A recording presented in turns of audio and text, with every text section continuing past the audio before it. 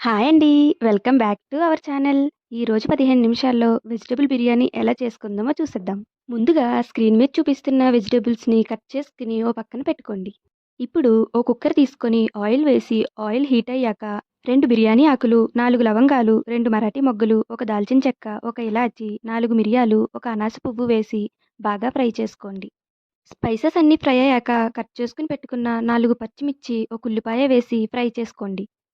ఇందులో ఒక టమాటా కూడా యాడ్ చేసుకొని, టమాటా కాస్త మగ్గేంత వరకు లో ఫ్లేమ్‌లో పెట్టి ఫ్రై చేసుకోండి. మరీ ఎక్కువ ఫ్రై చేయాల్సిన అవసరం లేదు. ఒక 2 మినిట్స్ ఫ్రై చేసుకుంటే సరిపోతుంది. ఇప్పుడు కట్ చేసుకొని పెట్టుకున్న బంగాళదుంప ముక్కలు, క్యారెట్ ముక్కలు, కాలీఫ్లవర్ ముక్కలు యాడ్ చేయండి. కొంచెం కరివేపాకు కూడా యాడ్ చేయండి. ఫ్లేవర్ బావుంటుంది. నేను నా దగ్గరున్న వెజిటబుల్స్‌ని యాడ్ చేసుకున్నాను. మీరు మీ దగ్గరున్న వెజిటబుల్స్‌ని యాడ్ చేసుకోండి. బీన్స్, బఠానీ అయినా యాడ్ చేసుకోవచ్చు. ఈ వెజిటబుల్స్ అన్నీ యాడ్ చేశాక లో ఫ్లేమ్‌లో ఓ 50% వెజిటబుల్స్ అన్నీ కుక్ అయ్యేంత వరకు బాగా ఫ్రై చేసుకోండి. ఈ వెజిటబుల్స్ అన్నీ ఫ్రై అయ్యేలోపు ఒక గిన్నెలో మిల్ మేకర్ వేసి అందులో మరిగే నీళ్లు పొయ్యాలి. ఒక 5 నిమిషాలు మూత పెట్టి పక్కన ఉంచితే ఇవి డబుల్ సైజ్ అవుతాయి. ఆ తర్వాత వీటిని చల్లని నీటితో కడిగి లోపల ఉన్న నీరంతా గట్టిగా పిండేయాలి. ఇలా పిండకపోతే బిర్యానీ మసాలా ముక్కలకి పట్టదు. ఇప్పుడు ఈ మిల్ మేకర్‌ను మనం ముందుగా వేయించి పెట్టుకున్న వెజిటబుల్స్‌లో యాడ్ చేసి బాగా ఫ్రై చేసుకోవాలి.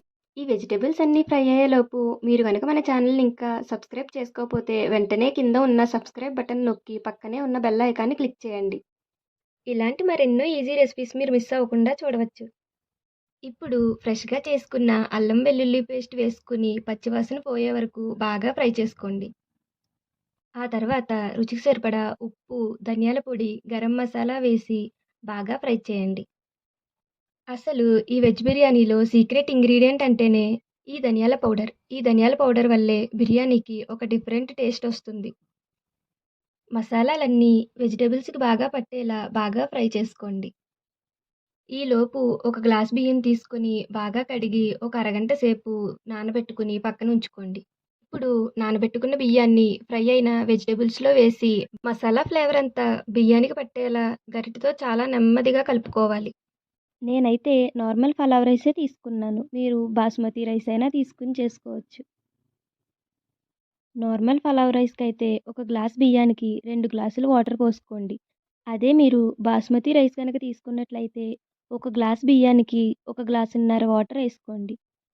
ఇప్పుడు అన్నీ కలిసేలా ఒకసారి బాగా కలుపుకోండి. మీరు సాల్ట్ ఏమైనా అడ్జస్ట్ చేసుకోవాలనుకుంటే ఈ స్టేజ్‌లో సాల్ట్‌ని అడ్జస్ట్ చేసుకోవచ్చు. చివరిగా కాస్త కొత్తిమీర వేసుకొని ఒకసారి బాగా కలుపుకొని మూత పెట్టుకోండి. మీరు నార్మల్ పలావ్ రైస్ వాడితే 3 విజిల్స్ వచ్చే వరకు కుక్ చేసుకోండి. ఒకవేళ మీరు బాస్మతి రైస్ కనుక వాడినట్లయితే 2 విజిల్స్ వేయించుకుంటే సరిపోతుంది. ఒకవేళ మీరు బాస్మతి రైస్‌కి 3 విజిల్స్ వేయిస్తే బిర్యానీ రైస్ మెత్తబడిపోతుంది. మన బిర్యానీ అయితే 3 విజిల్స్ వేసింది. ఇప్పుడు మూత తీసి ఒకసారి మనం చెక్ చేసుకుందాం. చూసారా అలా గరిటెతో తీస్తుంటే ఎలా పొగలొస్తున్నాయో? ఈ వీడియో కనుక మీకు నచ్చినట్లయితే లైక్ చేసి మీ ఫ్రెండ్స్‌కి ఇప్పుడే షేర్ చేయండి. Thank you for watching.